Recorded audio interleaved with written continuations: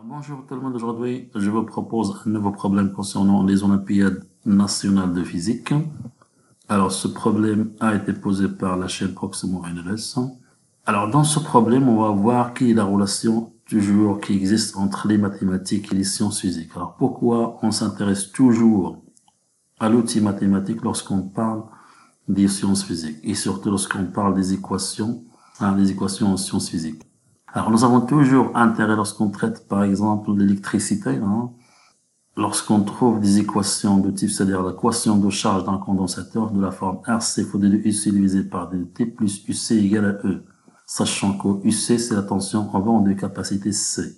Alors, pourquoi toujours on s'intéresse à l'outil mathématique pour résoudre cette équation différentielle linéaire des premiers ordres, c'est-à-dire l'équation de la forme 1 fois d2 y c'est x plus b égale c. Dans la solution générale, y égale à c sur b, facteur 1 moins l'exponentielle de moins alpha x, avec alpha égale à b sur a. Le deuxième problème que l'on trouve souvent en mécanique concernant l'oscillateur non amorti de phi. Alors, dans l'équation différentielle de la forme x de point égale à x plus bx à la puissance 3. Alors, ce problème, on ne sait pas comment on doit le résoudre en mathématiques, ni en physique. Alors, là, pas de solution explicite pour cette équation différentielle non linéaire de deuxième ordre. Alors, ni l'outil mathématique, ni l'outil physique n'arrivent à résoudre ce problème concernant l'oscillateur de Dauphine. Alors aujourd'hui, on s'intéresse à un outil ou bien un concept physique qui est énergie potentielle de pesanteur pour atteindre un problème en mathématiques, qui est la somme de tous les entiers naturels impairs. On va leur montrer que 1 plus 3 plus 5 plus 2n moins 1 est égal à n au carré, c'est-à-dire la somme de tous les entiers impairs qui est égale à un carré parfait. Et pour cela, donc on s'intéresse à un concept physique qui est l'énergie potentielle de pesanteur, c'est-à-dire l'interaction des objets avec la Terre. Alors, une société de BTP désire construire une tour avec des blocs de pierre sous forme de cube. Alors, le cube pèse une masse m égale à 500 kg et le côté A égale à 16 mètres. On prend le plan horizontal comme origine des énergies potentielles. Alors, OPP pour Z égale à 0 égale à 0 joules. Et en donne l'intensité de la pesanteur égale à 10 newtons par kilogramme. Alors, cas numéro 1, nous avons placé 4 cubes identiques comme montre la figure ci-dessous. Alors, 1A, calcule l'énergie potentielle de pesanteur de chaque cube. Alors, B, calcule l'énergie potentielle de pesanteur du système constitué de 4 cubes. C, conclure. Alors, le cas numéro 2, alors, on désire construire une tour qui contient n cubes. Alors, n cubes identiques de même masse et de même côté. Alors, montrer que l'énergie potentielle de pesanteur de la énième bloc est égale à mg multiplié fois 2n moins 1 sur 2 multiplié fois A. Alors, on déduire la valeur de la somme 1 plus 3 plus 5 plus 3.6 exponentielle plus 2n moins 1. Alors, avant de commencer l'exercice, elle prend les 5 minutes pour réfléchir à l'exercice, à la proposition de solution. Alors, cas numéro 1, alors l'énergie potentielle de bloc numéro 1. Alors, le bloc numéro 1 est de masse m égale à 500 kg et de côté A égale à 16 mètres. Alors, le centre d'inertie de premier bloc, alors j'ai schématisé ici le poids du cube numéro 1. Alors, nous avons toujours l'énergie potentielle de pesanteur qui est égale à mgz plus c. Alors, d'autre part, nous avons l'énergie potentielle de pesanteur pour z égale à 0 égale à mg multiplié fois 0 plus c égale à 0, c'est-à-dire que c égale à 0. Alors là, je trouve que l'énergie potentielle de pesanteur qui est égale à EPP égale à mgz. Et par la suite, donc, l'énergie potentielle de pesanteur du bloc 1 égale à mg fois zg1. Alors, le centre d'inertie des blocs du cube 1 est situé à zg1 égale à A sur 2, et par la suite, donc, son énergie potentielle de pesanteur égale à mg multiplié fois A sur 2.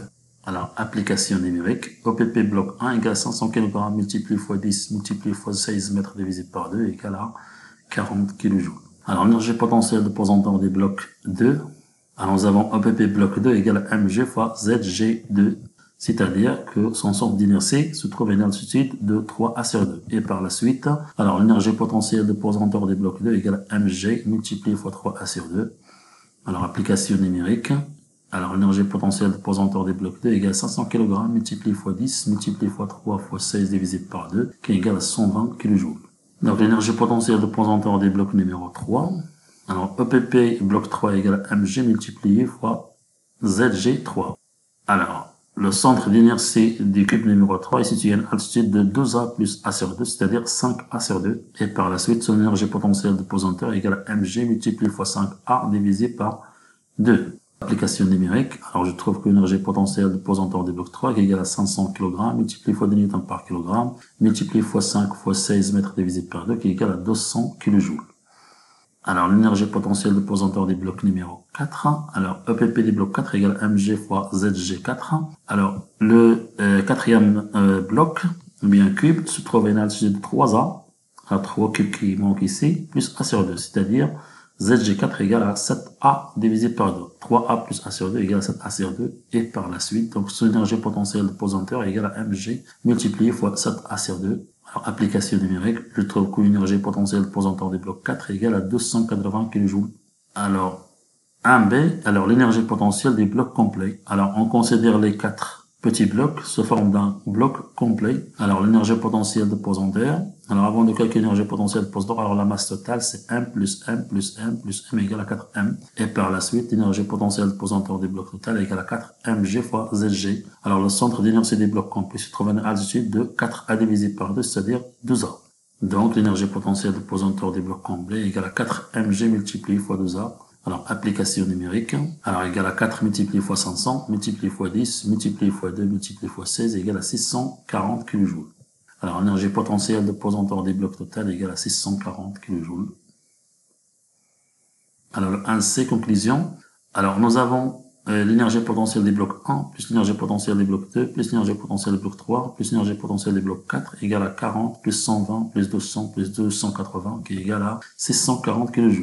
Alors, d'autre part, l'énergie potentielle de pesanteur des blocs complets est égale à 640 kJ. Alors, finalement, nous avons que l'énergie potentielle de pesanteur des blocs total est égale à l'énergie potentielle de pesanteur des blocs 1, plus l'énergie potentielle de pesanteur des blocs 2, plus l'énergie potentielle de pesanteur des blocs 3, plus l'énergie potentielle de pesanteur des blocs 4. Interprétation géométrique. Alors, nous avons le bloc complet constitué de 4 cubes. Alors, son énergie potentielle de pesanteur, c'est mg égale à mg zg, qui est égal à l'énergie potentielle de pesanteur des 4 blocs.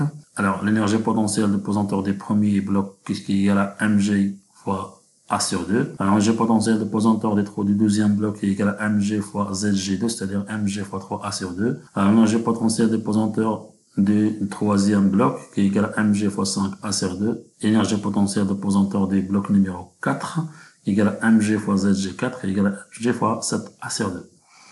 Alors, nous avons montré que l'énergie potentielle de pesanteur des blocs total égale à l'énergie potentielle des blocs 1 plus l'énergie potentielle de pesanteur des blocs 2 plus l'énergie potentielle de pesanteur des blocs 3 plus l'énergie potentielle de pesanteur des blocs 4. Alors, on passe à la question, ou bien le cas numéro 2, montrer que l'énergie potentielle de pesanteur de la énième bloc est égale à mg fois 2n moins 1 divisé par 2 fois A. Alors, nous avons que l'énergie potentielle de pesanteur des blocs 1 est égale à mg fois A sur 2. L'énergie potentielle de pesanteur de la deuxième bloc est égale à mg fois 3A sur 2. L'énergie potentielle de pesanteur de la troisième bloc est égale à mg fois 5A sur 2. 3.6 pensions. Alors, pour la énième bloc, alors, nous avons l'énergie potentielle de pesanteur de la énième bloc égale à mg fois zgn. Alors, zgn qui est égal à n-1 multiplié fois A plus A sur 2, qui est égal à 2n-1 divisé par 2 fois A. Et par la suite, donc, son énergie potentielle de pesanteur qui est liée à l'interaction de la Terre avec la énième bloc qui est égal à mg multiplié fois 2n-1 divisé par 2 fois A. Alors, 2b, on déduire la valeur de la somme 1 plus 3, plus 5, plus 7, plus jusqu'au 2n-1, c'est-à-dire la somme de tous les anti-ampères. Alors, nous avons que l'énergie potentielle de pesanteur du bloc 1, plus l'énergie potentielle de pesanteur du bloc 2, plus l'énergie potentielle de pesanteur du bloc 3, plus 3.6 pensions, plus l'énergie potentielle de pesanteur des blocs n, égale à l'énergie potentielle de pesanteur des blocs total. Alors, c'est-à-dire que mg fois A sur 2, plus mg fois 3A sur 2, plus mg fois 5A sur 2, plus 3.6 pensions, plus l'énergie potentielle de pesanteur de la énième bloc qui est égale à mg multiplié fois 2n-1 sur 2 multiplié fois A qui est égal à mt multiplié fois g multiplié fois n A sur 2. Car le centre d'inertie des blocs total se trouve à une altitude de n A sur 2. n bloc c'est n A divisé par 2. Alors à gauche je factorise par mg multiplié fois A sur 2 facteur 1 plus 3 plus 5 plus 3.6 pensions plus jusqu'au 2n-1. Et à droite, donc nous avons mt qui est égal à n multiplié fois n multiplié fois g multiplié fois n A sur 2. n avec n c'est n au carré. Alors là, je trouve mg multiplié fois a sur 2, facteur 1 plus 3 plus 5 plus 3,6 pour 5 jusqu'au 2n moins 1, qui égale mg multiplié fois a sur 2 multiplié fois n au carré. Alors là, je simplifie avec mg a sur 2 et mg a sur 2, donc elle reste uniquement 1 plus 3 plus 5 plus que 2n moins 1, qui est égal à n au carré. Et par la suite, donc nous avons encore 1 plus 3 plus 5 jusqu'au 2n moins 1, qui est égal à n au carré. D'où donc la somme de tous les entiers naturels impairs est égale à n au carré, c'est-à-dire c'est un carré parfait, n fois n. Alors 1 plus 3 plus 5 plus 7 plus 3,6 pour 5 jusqu'au 2n moins 1 qui est égal à n au carré. Donc on le lit, la somme de tous les entiers impairs est égale à un carré parfait. Alors exemple d'interprétation géométrique, donc 1 plus 3 qui est égal à 2 au carré, c'est-à-dire que 1 fois 1 plus 1 fois 3 égale à 2 au carré, c'est-à-dire 2 fois 2. Alors le 1 fois 1, donc c'est un carré, de côté a égale à 1. Alors le deuxième, donc c'est 1 fois 3, donc c'est un rectangle. Alors de longueur L égale à 3 et de largeur 1 qui est égal à un carré parfait. Ce carré parfait c'est 2 fois 2. Donc 2 fois 2 c'est un carré parfait. Alors si j'ajoute par exemple 5, c'est-à-dire 1 plus 3 plus 5. Alors j'ajoute à droite et à gauche un rectangle de longueur L égale à 5 et de largeur 1. Alors là je distribue.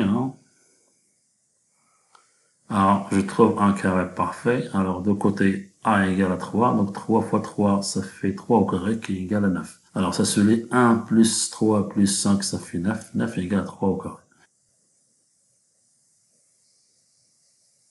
Alors, merci de votre attention et je vous donne un rendez-vous aux prochaines Olympiades.